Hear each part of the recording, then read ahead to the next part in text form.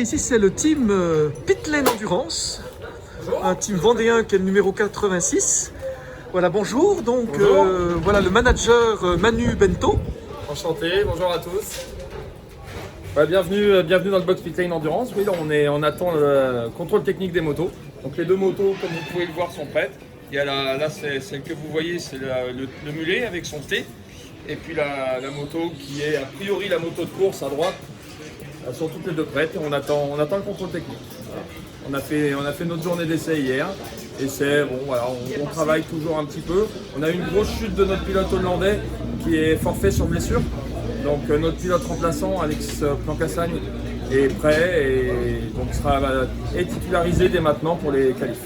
Tu me rassures sur la blessure, c'est pas trop dangereux. C'est assez. Alors, ça va, sa vie n'est pas en danger, mais il a quand même omoplate fracturée et une vertèbre C2 fracturée. Donc, on est triste pour lui, bien sûr. Donc, voilà, c'est Alex qui va un très bon rétablissement, bien entendu. Absolument. Ça bouleverse un petit peu, mais voilà, la course va. Il faut arriver quand même sereinement. Alors on est obligé de se reconcentrer rapidement et puis de penser à la course, de se préparer. Et, bien évidemment, l'homme avant tout, l'humain avant tout.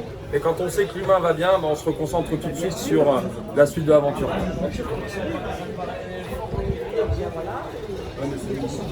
Et vos ambitions pour ces 24 heures? On a goûté au podium au Bol d'Or, donc on veut continuer sur notre lancée. Hein. On a titillé le podium au mondial d'endurance parce qu'on fait 4e au championnat du monde à un demi-point du 3e.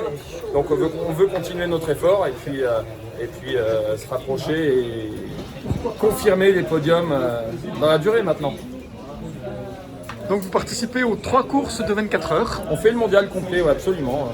Spa donc au mois de juin et puis Bol d'Or au mois de septembre. Ouais. Et on a hâte qu'il y ait d'autres courses un petit peu plus exotiques dans le futur pour voyager un petit peu. Suzuka, on en parle aussi pour les années à venir, vu qu'a priori elle devrait s'ouvrir au Team Superstock prochainement. Et puis peut-être un petit peu l'Indonésie aussi, probablement. On a hâte. il y avait eu la Malaisie il y a quelques années. En 2019, on a fait la Malaisie. On a été pour une course de 8 heures qui au final a duré 3h30 tellement les conditions météo étaient catastrophiques, hein, vous vous en souvenez? Ah ben, Voilà. Mais ouais, 3 heures de course. oui, c'est un petit peu plus de 3 heures de course. À peine plus. Ouais. Je parle de l'eau. Mais bon, c'est des belles aventures quand même. D'aller à l'autre bout du monde avec son équipe, avec ses amis, pour vivre ces aventures-là. C'est quelque chose, oui. Des bons moments. Puis de pouvoir partager avec le public, avec les fans, avec tous ceux qui vivent l'endurance un petit peu plus loin, c'est agréable aussi. On le fait pour ça. Hein. Ce que je voulais dire, la météo s'annonce peut-être plus clémente pour les 24 heures. Donc comme si c'est mouillé, les 3 pilotes sont à l'aise sur mouillé, si jamais ça va bien. Les pneus, tout est bon. Alors, les pneus, catégorie Superstock, on est donc Dunlop. On sait que sous la pluie, il faudra être vigilant parce que c'est pas forcément le pneu le plus performant sous la pluie, mais bon, on fait tous les teams Superstock ont la même dotation de pneus, donc nous sommes à armes égales. Donc voilà, c'est à nous de faire avec ça et on va faire avec ça.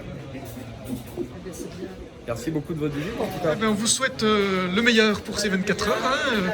On Un nouveau va podium. y aller étape par étape, les qualifs, les essais de nuit, qualifs de vendredi.